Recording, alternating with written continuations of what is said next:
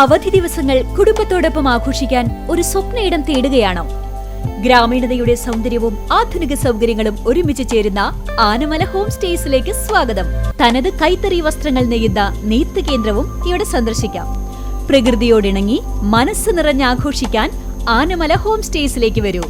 കൂടുതൽ വിവരങ്ങൾക്കായി വിളിക്കൂ 9035290919. ചേലക്കരയിലെ ജ്വല്ലറി കവർച്ചയിൽ മോഷ്ടാവിന്റെ CCTV ദൃശ്യങ്ങൾ ലഭിച്ചിട്ടും പ്രതിയെ പിടികൂടാനാവാതെ പോലീസ് ഇരുട്ടിൽ തപ്പുന്നു. അന്വേഷണം എങ്ങുമെത്താതെ ആശങ്കയിൽ.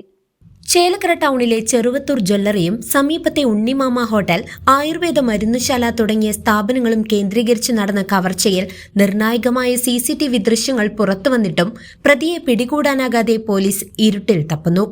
ചേലക്കര LF സ്കൂളിന് എതിർവശത്തുള്ള സ്ഥാപനങ്ങളിൽ ഓട് പൊളിച്ചിറങ്ങി കള്ളൻ വിളയാട്ടം നടത്തിയിട്ട് ദിവസങ്ങൾ പിന്നിടുമ്പോഴും അന്വേഷണം വഴിമുട്ടിയ അവസ്ഥയിലാണ്. ജ്വല്ലറിയിൽ നിന്നും 70,000 രൂപയോളം വിലമതിക്കുന്ന 350 ഗ്രാം വെള്ളി ആഭരണങ്ങളും ഹോട്ടലിലെ പണവും നഷ്ടപ്പെട്ട സംഭവത്തിൽ മോഷ്ടാവിന്റെ വ്യക്തമായ ദൃശ്യങ്ങൾ പോലീസിന് ലഭിച്ചിരുന്നു. പുലർച്ചെ 1:07 അകത്തുകടന്ന പ്രായമുള്ള ഒരാളാണ് മോഷ്ടാവെന്ന് ദൃശ്യങ്ങളിൽ നിന്നും വ്യക്തമായിട്ടും പ്രതിയെക്കുറിച്ച് ഒരു സൂചനയും ലഭിക്കാത്തത് പോലീസിന് തിരിച്ചടിയായിരിക്കുകയാണ്. മോഷ്ടാവിന്റെ മുഖം ക്യാമറയിൽ പതിയാതിരിക്കാൻ ശ്രദ്ധിക്കുന്നതും വളരെ സാവധാനം തിരച്ചിൽ നടത്തുന്നതുമെല്ലാം ദൃശ്യങ്ങളിലുണ്ടായിരുന്നു.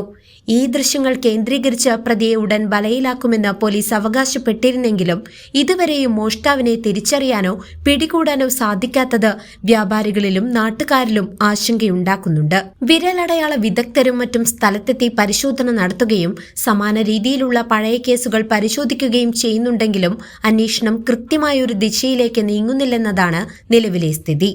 CCV news, Chelakkara.